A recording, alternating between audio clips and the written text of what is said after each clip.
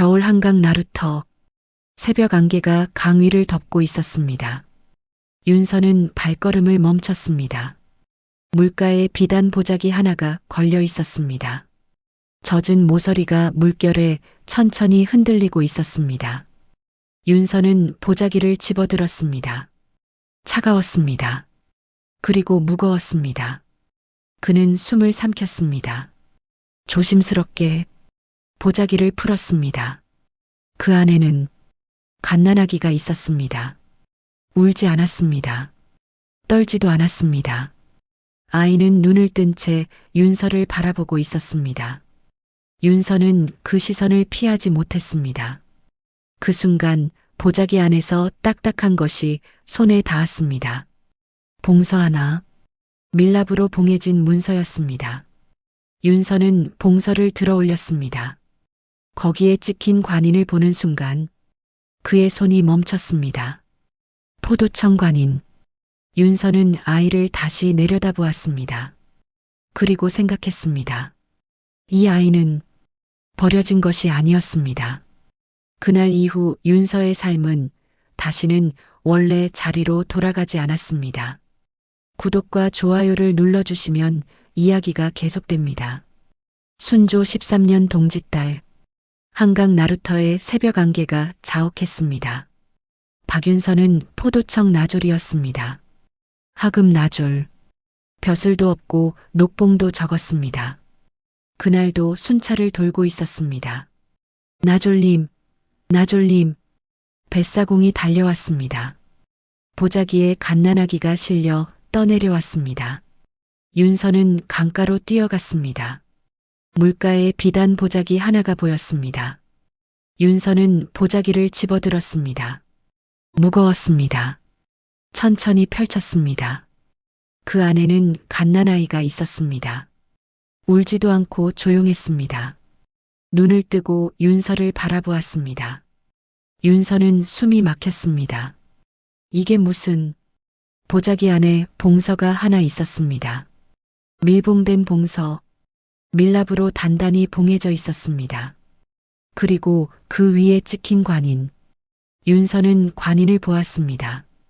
포도청 관인이었습니다. 윤서는 손이 떨렸습니다. 포도청 관인이 찍힌 문서, 그것은 공문이라는 뜻이었습니다. 하지만 왜 아이와 함께 있는가? 윤서는 봉서를 열어보려 했습니다. 하지만 멈췄습니다. 밀봉을 뜯는 것은 큰 죄였습니다. 공문서를 함부로 개봉하면 벌을 받았습니다.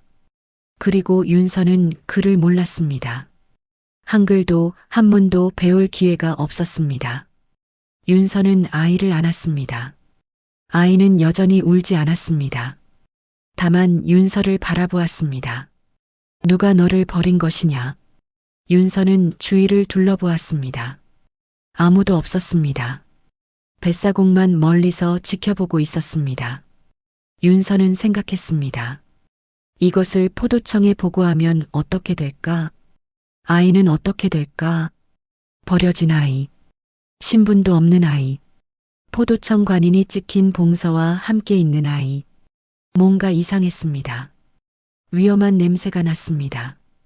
윤서는 일단 아이의 존재를 알리지 않기로 결심했습니다.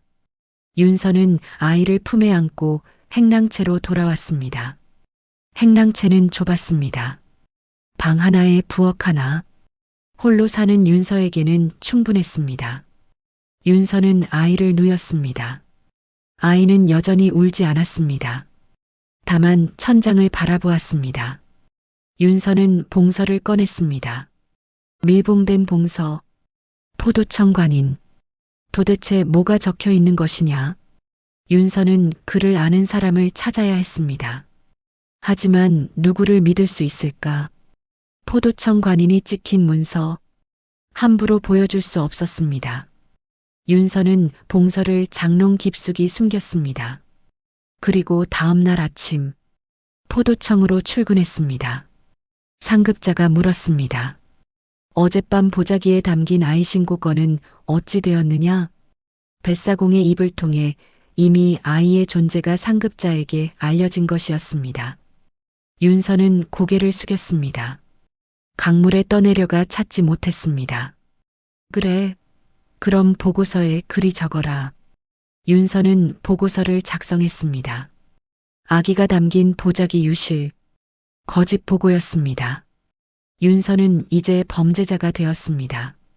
아이를 숨기고 거짓 보고를 한순간부터, 더군다나 그 아이는 포도청관인이 찍힌 밀봉과 함께 있었던 터라 더더욱 보고를 했어야만 했습니다. 이미 윤서는 돌이킬 수 없었습니다. 그날 밤 윤서는 아이에게 죽을 먹였습니다. 이웃에게 얻은 쌀로 아이는 죽을 잘 먹었습니다. 너는 이름이 뭐냐? 아이는 대답하지 않았습니다. 당연했습니다. 갓난아이였으니까 내가 이름을 지어줄까? 윤서는 생각했습니다. 도윤이라 하자. 최도윤. 최씨 성은 윤서 어머니의 성이었습니다. 윤서에게는 가족이 없었습니다. 부모는 일찍 돌아가셨고 형제도 없었습니다. 혼자 살아왔습니다.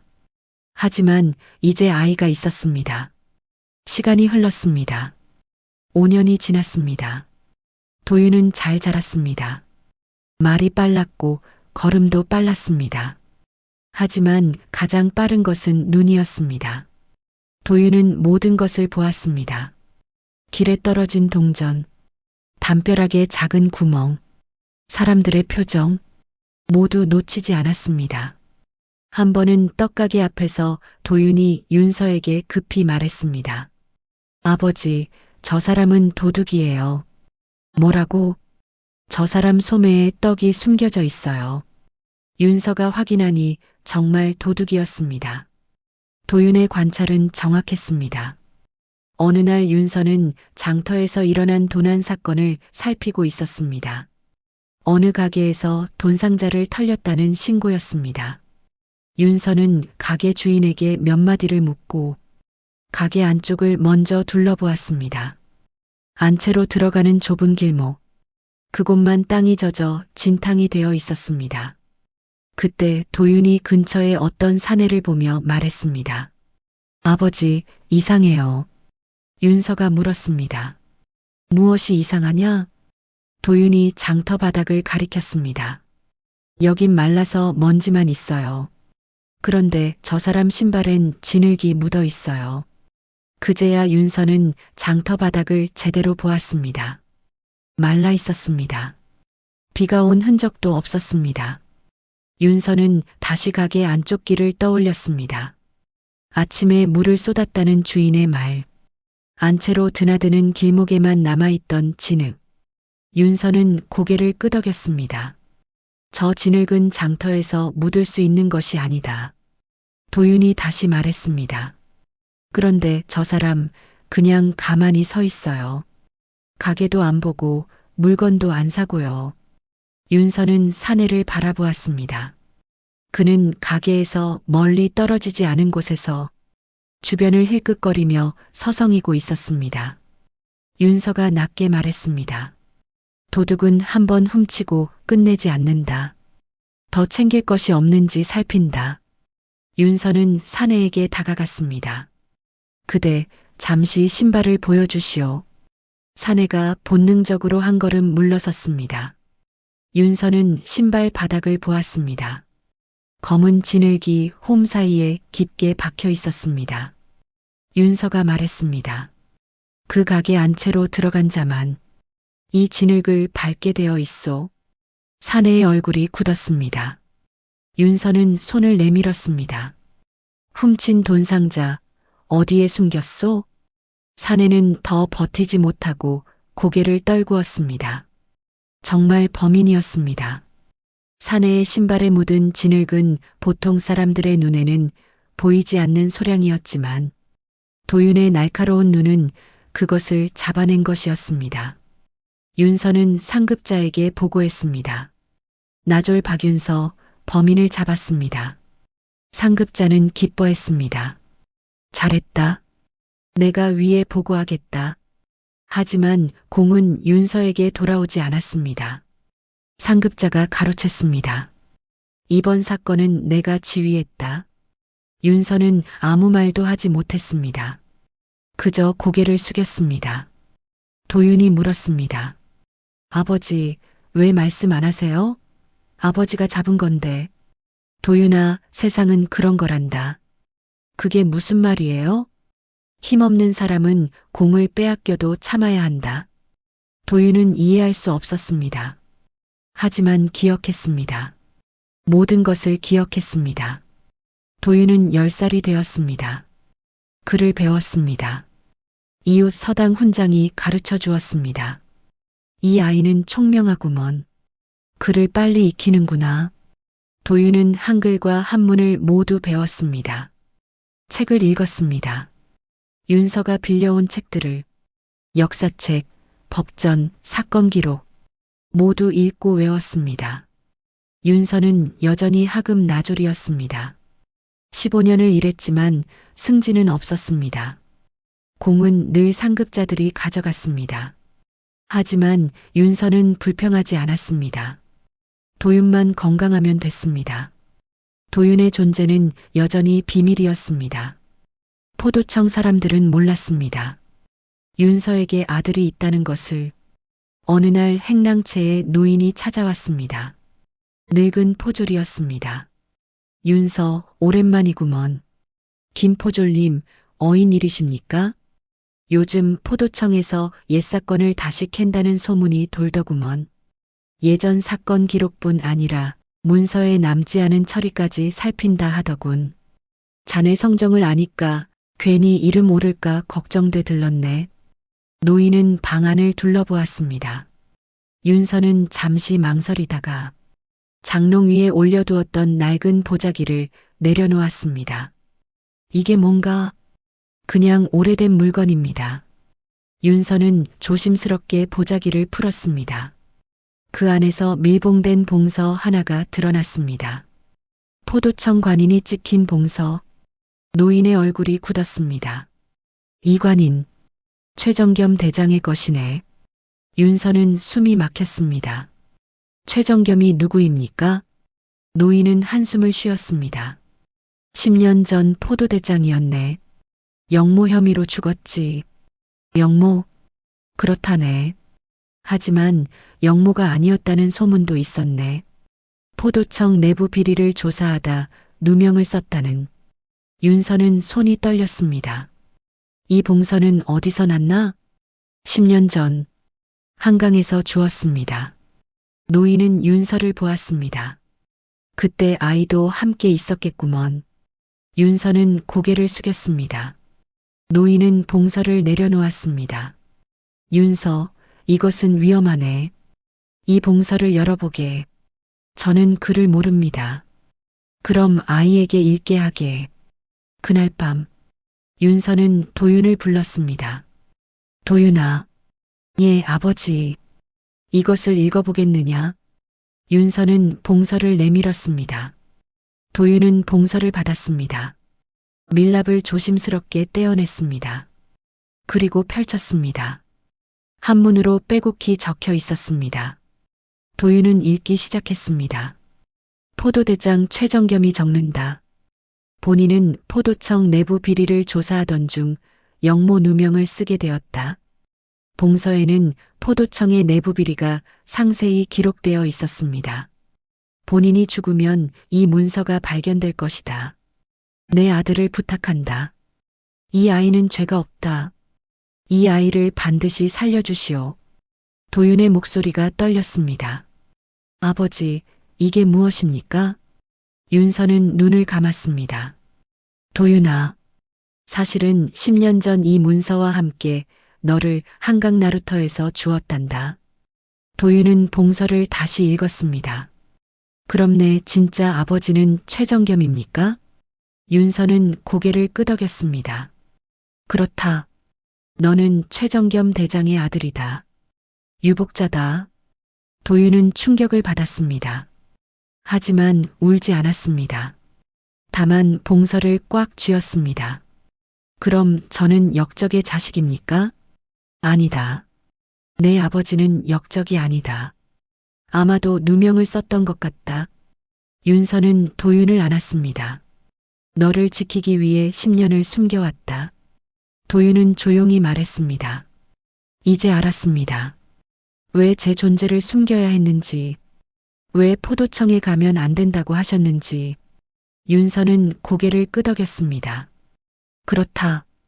포도청 안에는 내 아버지를 죽인 자들이 있다.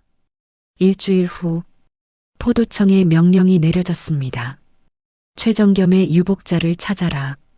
윤서는 얼어붙었습니다. 상급자가 말했습니다. 10년 전 한강에서 보자기에 쌓인 아이가 떠내려왔다는 뱃사공의 증언이 있었다. 하지만 보고서에는 보자기유실이라 적혀 있고 아이는 행방이 묘연하다. 그 보고서를 작성한 자가 누구냐? 다른 나졸이 대답했습니다. 박윤서입니다. 상급자가 윤서를 보았습니다. 박윤서, 그때 무엇을 봤느냐? 윤서는 고개를 숙였습니다. 아무것도 보지 못했습니다. 정말이냐? 예. 거짓말하는 것 아니냐? 아닙니다. 상급자는 윤서를 의심했습니다. 그날 윤서의 동료 한 사람이 귀뜸을 해주었습니다. 내일 포도청에서 자네 집을 수색할 걸세. 윤서는 가슴이 철렁했습니다. 왜 내 집을 수색한다는 거야? 혹시 뭔가를 숨기지 않았나 확인한다고 하더군. 그날 밤 윤서는 도윤을 깨웠습니다. 도윤아, 도망가야 한다. 어디로요? 한양 밖으로. 멀리. 윤서는 도윤에게 봉서를 쥐어주었습니다. 이것을 가지고 가라. 이것이 내 아버지가 남긴 증거다. 아버지는요? 나는 남아야 한다. 너를 지켜야 한다. 도윤은 고개를 저었습니다.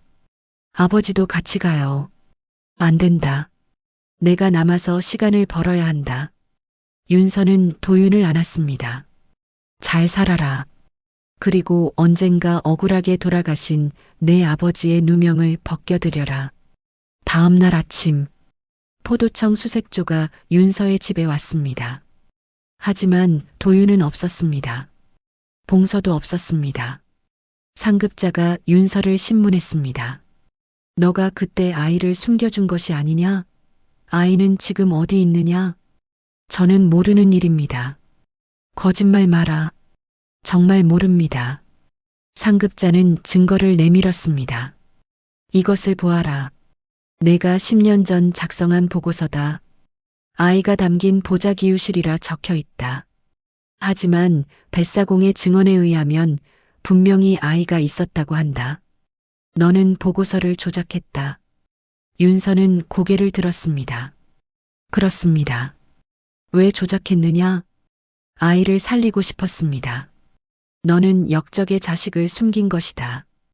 이것은 중죄이다. 윤서는 포도청으로 끌려갔습니다. 그곳에서 신문을 더 받았고 윤서는 곤장을 맞았습니다. 20대. 피가 흘렀습니다. 하지만 윤서는 참았습니다.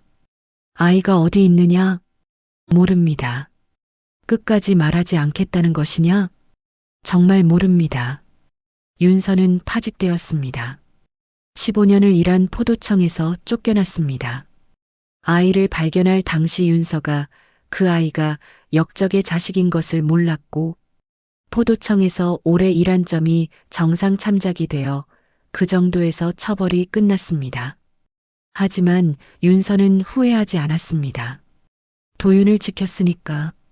그로부터 한 달 후 도윤은 숨어 지내며 생각했습니다. 아버지가 자기 때문에 더 이상 공경에 빠지지 않으려면 이 봉서는 사람들 앞에 밝혀져야 한다는 것을, 아버지가 곤장을 맞던 모습이 도윤의 눈에서 지워지지 않았습니다. 이제는 자신이 나설 차례라고 도윤은 생각했습니다. 그날 도윤은 일부러 장터로 나섰습니다. 그리고 그곳에서 자신이 10년 전 포도대장 최정겸의 아들임을 밝혔습니다. 이미 체포령이 내려져 있어서 바로 붙잡혔습니다. 포졸들이 물었습니다. 너가 최정겸의 아들 최도윤이냐? 도윤은 대답하지 않았습니다. 봉서를 내놓아라. 도윤은 봉서를 품에 감췄습니다. 이것은 내 것입니다. 역적의 자식에게 무슨 자기 것이 있느냐? 도윤은 관하로 끌려갔습니다. 공개 신문이 열렸습니다. 한양 백성들이 모여들었습니다. 윤서도 그 자리에 있었습니다. 저것이 역적의 자식이라던데. 최정겸의 아들이라지. 역적의 씨는 말려야 한다. 군중은 적대적이었습니다. 도윤은 관아 마당 한가운데 무릎을 꿇었습니다. 관찰사가 물었습니다. 내가 최도윤이냐? 그렇습니다. 너의 아비 최정겸은 역적이다. 포도청 내부 정보를 역적에게 팔아넘기려 했다. 아닙니다. 뭐라고? 제 아버지는 역적이 아닙니다. 군중이 야유했습니다. 저 어린 것이 뭘 안다고. 역적의 자식은 역적이다. 도윤은 봉서를 꺼냈습니다. 이것을 보십시오. 그것이 무엇이냐? 제 아버지가 남긴 문서입니다. 관찰사는 봉서를 받았습니다. 밀봉된 봉서. 하지만 이미 열려 있었습니다. 관찰사는 읽었습니다. 그리고 얼굴이 굳었습니다. 이것은 포도청 상급자 하나가 앞으로 나왔습니다. 대감, 그것은 위조 문서입니다. 믿지 마십시오. 위조? 그렇습니다. 역적이 자신의 죄를 덮기 위해 만든 거짓 문서입니다. 도윤이 말했습니다. 위조가 아닙니다. 포도청 관인이 찍혀 있습니다. 상급자가 소리쳤습니다. 관인은 도용할 수 있다. 그렇다면 확인해 보십시오.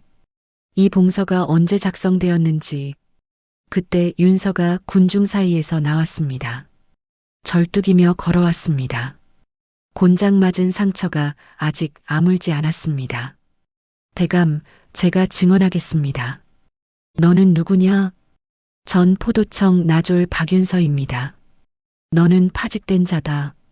증언할 자격이 없다.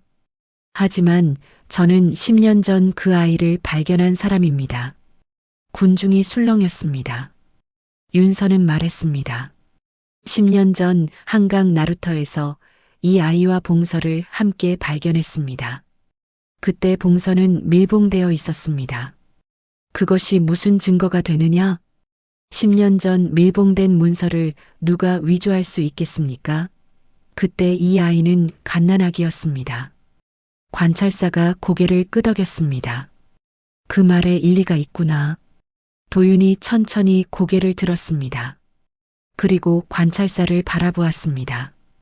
대감, 제가 이 봉서의 내용을 설명하겠습니다. 관찰사는 잠시 망설이다 말했습니다. 말해보아라. 하지만 사실이라면 기록으로 증명해야 할 것이다.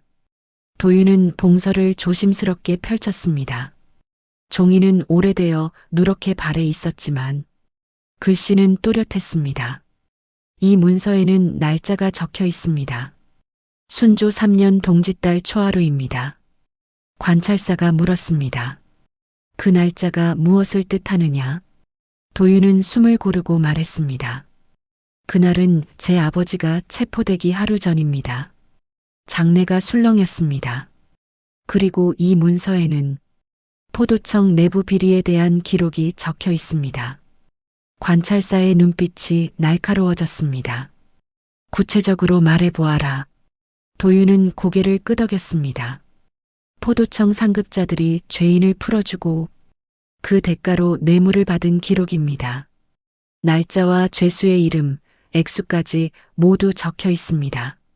그 말이 끝나기도 전에 포도청 상급자 하나가 앞으로 나섰습니다. 대감, 저것은 역적이 남긴 거짓 문서입니다. 자기 죄를 덮으려 꾸며낸 것입니다. 도윤은 고개를 돌려 그를 보았습니다. 그렇다면 기록을 확인해 보십시오. 기록이라니? 도윤은 차분히 말을 이었습니다. 순조 2년 6월 살인죄수 김달이라는 자가 풀려났습니다. 판결문에는 무죄로 적혀 있습니다. 관찰사가 곧바로 서기를 불렀습니다. 해당 기록을 가져오라. 서기가 급히 문서를 펼쳤습니다. 그리고 고개를 들었습니다. 대감 기록이 같습니다. 무죄로 처리되어 있습니다. 장내가 다시 술렁였습니다. 도윤은 멈추지 않았습니다. 순조 3년 봄, 절도죄수 이복동 역시 같은 방식으로 풀려났습니다. 서기는 다시 기록을 확인했습니다. 이 또한 무죄로 처리되어 있었습니다.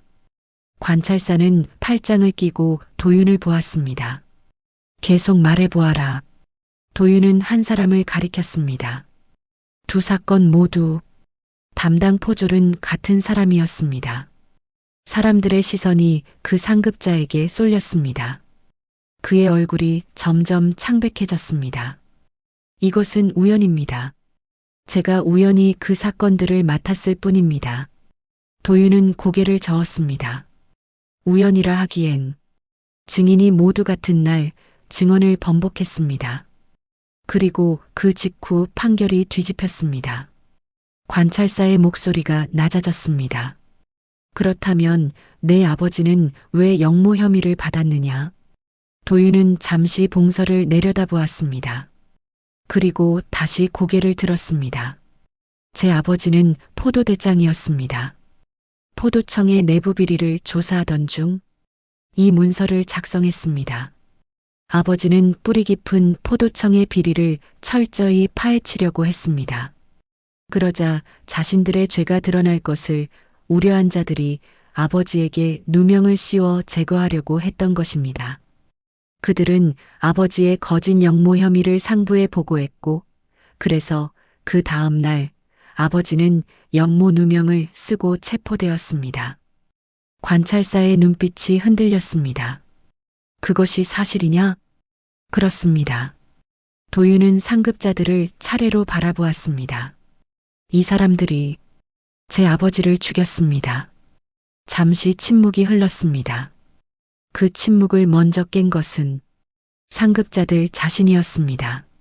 나는 모릅니다. 나는 명령을 따랐을 뿐입니다. 관찰사가 호통을 쳤습니다. 누구의 명령이냐? 상급자들이 서로를 가리키기 시작했습니다. 그 사람이 시켰습니다. 아니, 저자가 주도했습니다. 관찰사는 자리에서 일어났습니다. 그만하면 됐다. 그리고 단호하게 명했습니다. 이 자들을 모두 체포하라. 관련 기록을 전부 봉인하고 사건을 다시 조사하겠다. 포졸들이 움직이기 시작했습니다. 그 순간 도윤은 처음으로 크게 숨을 내쉬었습니다. 봉선은 다시 접혀 관찰사의 손에 들려 있었습니다. 석 달이 지났습니다. 포도청과 형조 그리고 의금부가 함께 합동으로 최정겸 사건을 다시 조사했습니다. 봉서에 적힌 기록과 실제 판결문이 하나하나 대조되었습니다. 결과는 분명했습니다. 최정겸은 역적이 아니었습니다. 포도청 내부 비리를 조사하다 누명을 쓰고 제거된 것이었습니다. 조정은 이를 공식적으로 인정했습니다.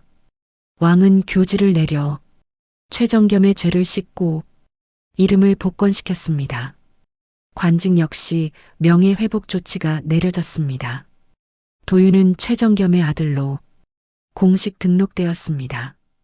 역적의 자식이라는 오명은 사라졌고 양인 신분을 되찾았습니다. 그리고 보호를 위해 한동안 한양 관가에서 머물게 되었습니다. 윤서 역시 10년 전에 거짓 보고와 아이를 숨긴 일에 대해 조사를 받았습니다. 하지만 조사 끝에 그의 행동은 반역이 아니라 아이를 살리기 위한 선택이었다는 판단이 내려졌습니다. 윤서는 무죄 판결을 받았습니다. 포도청에서는 그에게 복직을 권했습니다. 다시 돌아오게. 자네 같은 사람이 필요하네. 윤서는 잠시 생각하다 고개를 저었습니다. 이제는 충분합니다. 저는 쉬고 싶습니다. 윤서는 다시 행랑채로 돌아왔습니다.